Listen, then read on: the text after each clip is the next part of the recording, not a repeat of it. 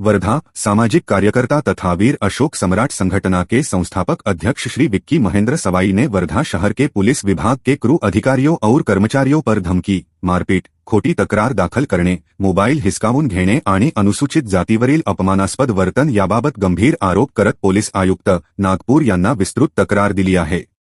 घटना का विवरण दिनांक 18 फेब्रुवारी 2025 रोजी जिल्हाधिकारी कार्यालयात शासकीय वैद्यकीय महाविद्यालय व रुग्णालय उभारणी संदर्भात निवेदन देण्यासाठी श्री सवाई गेले असता जिल्हाधिकारी यांचे अंगरक्षक पोलीस शिपाई क्षितिज अशोक राव रोकडे यांनी त्यांना धमकी दिली, तू पुन्हा जिल्हाधिकारी मॅडमकडे निवेदन देऊन आलास तर तुझ्यावर सरकारी कामात अडथळा आणल्याचा गुन्हा दाखल करेन।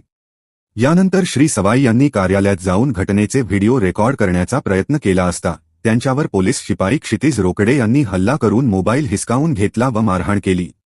या घटनेचे फुटेज जिल्हाधिकारी कार्यालयात उपलब्ध असल्याचे नमूद केले आहे।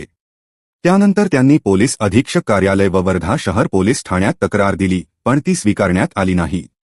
त्यावेळी उपस्थित अधिकारी व कर्मचारी शिपाई आशिष लांडे, शिपाई राजू श्रीवास्तव, पोलीस अधिकारी विनोद पंजाबराव टेंभेकर, पोलीस उपनिरीक्षक सिंगकुमार बनोत, ठाणेदार पराग पोटे, तत्कालीन उपनिरीक्षक गोंगले यांच्यावर त्यांनी तक्रारीत थेट सहभागाचा आरोप केला आहे।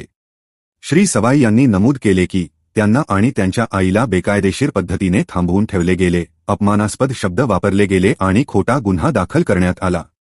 यानंतर तपास अधिकारी सिंगकुमार बनोत यांनी चौकशीच्या नावाखाली शारीरिक अत्याचार केल्याचे व मोबाईलमधील व्हिडिओ डिलीट केल्याचेही त्यांनी सांगितले।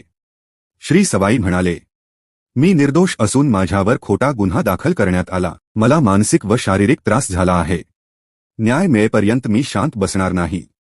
तक्रार कोणकोणाकडे पाठवली, ही तक्रार खालील संस्थांना आणि अधिकाऱ्यांना पाठवण्यात आली आहे। 1. राष्ट्रीय मानवाधिकार आयोग, नवी दिल्ली 2.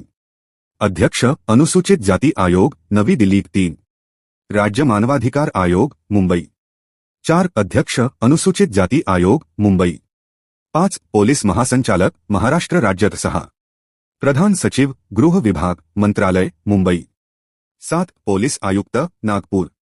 मुख्य मागण्या 1. सर्व संबंधित अधिकारी व कर्मचाऱ्यांवर तात्काळ गुन्हा दाखल करावा।